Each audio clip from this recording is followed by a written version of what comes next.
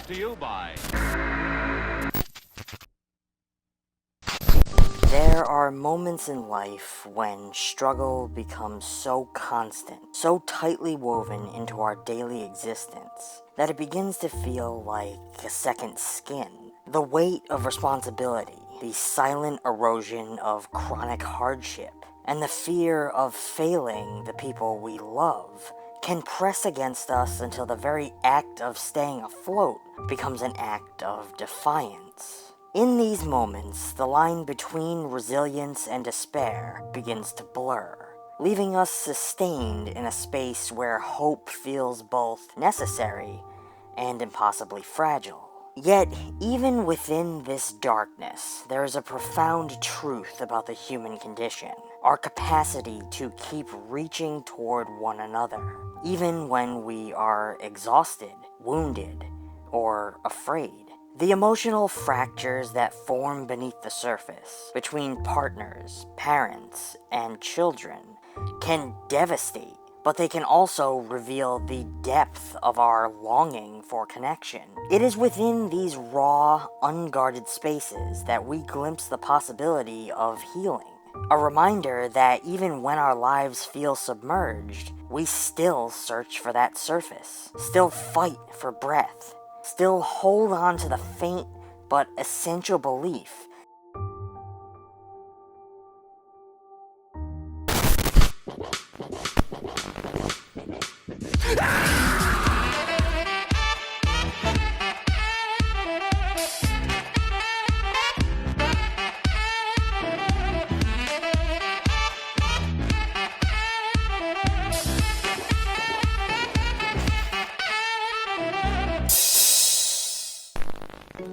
Hello friends, and welcome back to ETF. Ryan Noon's Drowned is a short film steeped in the intimate violence of everyday struggle. Its emotional terrain shaped not by grand tragedies, but by the relentless grinding pressure of human frailty, responsibility, and the fear of failing the people we love. At its center is Sarah, have pushed her to the edge of collapse. The story does not follow her journey into crisis. Instead, it immerses us directly into the crisis itself, placing us at the very breaking point of her life and her relationship. What emerges is a portrait of psychological suffocation, the kind that accumulates over years of exhaustion, until it becomes impossible to separate the feeling of drowning from the feeling of simply existing.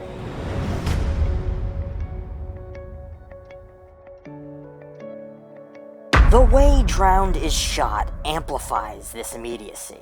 Its visual language makes us feel less like viewers and more like silent witnesses, present within the room for the rawest, least guarded moments between these characters. Even in the early cut that I had a chance to see, lacking finalized color or sound, the emotional core is unmistakable. The camera lingers with the weight of someone who doesn't dare interrupt, observing as tensions erupt, defenses crumble, and years of unspoken blame rise to the surface. This aesthetic choice mirrors the character's own psychological stasis, the sense that life does not offer clean transitions or cinematic polish, only the harsh textures of discomfort, resentment, and aching love. Sarah's experience resonates with an almost universal ache. Her exhaustion, her self-doubt, her sense of drowning beneath responsibility and expectation. These are pressures that many viewers will recognize in themselves. Chronic illness becomes not just a narrative obstacle,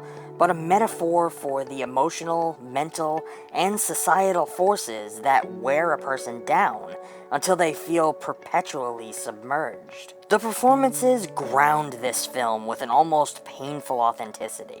They offer a depiction of a woman eroded by obligations she cannot meet, and judgments that she cannot escape. Her failures are not dramatic, but deeply human, shaped by the quiet, daily battles we often hide from others. In Sarah, we see the psychological reality of being crushed beneath the weight of one's own life. Yet, Drowned is equally invested in the inner world of the father figure, played by Nunes himself, a man torn between love, responsibility, and hurt. His performance adds another layer of emotional complexity. The grief of watching someone you love self-destruct, the resentment of repeatedly stepping in to compensate, and the dread of what instability might mean for their child. The psychological tension here is profound. He is a man caught between the instinct to protect and the instinct to retreat, between empathy for Sarah's suffering and fatigue from the wreckage it creates. His heartbreak is grounded not in anger, but in a desperate tenderness that makes his pain feel just as raw and relatable as hers. Together, these characters represent two sides of the same psychological fracture. Sarah is drowning from within, pulled under by her own limitations, while Jake is drowning from without, pulled under the responsibility of holding everyone else above water. Their dynamic exposes the tragic paradox of many real relationships. Both people suffering, both people trying, both feeling unseen by the other. The film's decision to place us in the midst of their unraveling, during a time of year when families are expected to be united, creates a powerful emotional dissonance that deepens the impact all the more. There is no safe distance here. Instead, the narrative forces us to feel the claustrophobia of a love that has become too heavy to carry. Despite this darkness, Drowned does not settle into despair. Rather, it moves forward. Rather, it moves toward a hard-earned, emotionally complex catharsis. The final moments do not promise healing, nor do they dismiss the damage done. Instead, they offer something far more fragile, and therefore more truthful. The possibility of hope. The possibility that broken people can still choose one another. The possibility that fractured families can rediscover connection. And the possibility that even after being pulled under by life, we can surface again, gasping, shaken, but still breathing. In the end, Drowned is a film not about suffering, but about survival. It is a deeply intimate depiction of the psychology of the overwhelmed, of the tensions that define love at its most strained, and of the quiet resilience that allows people to continue reaching toward one another, even when everything feels lost. Ryan Nunes crafts a story that refuses to look away from the rawest aspects of human vulnerability. And in doing so, he delivers an experience that feels not only watched, but lived.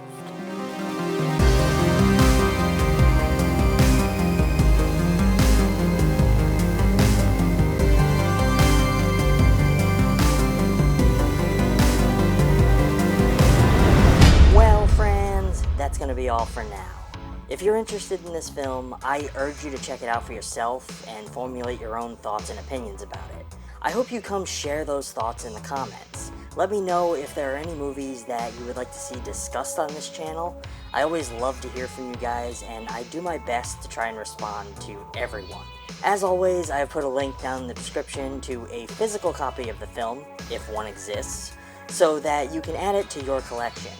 Using that link helps out the channel, and that is always appreciated. Furthermore, if you like the video, I urge you to give it a thumbs up, subscribe if you aren't already. I know many of you watching aren't yet subscribed, so help support the channel. Subscribe. If you'd like to go the extra mile and support the channel even more, we do have a Patreon.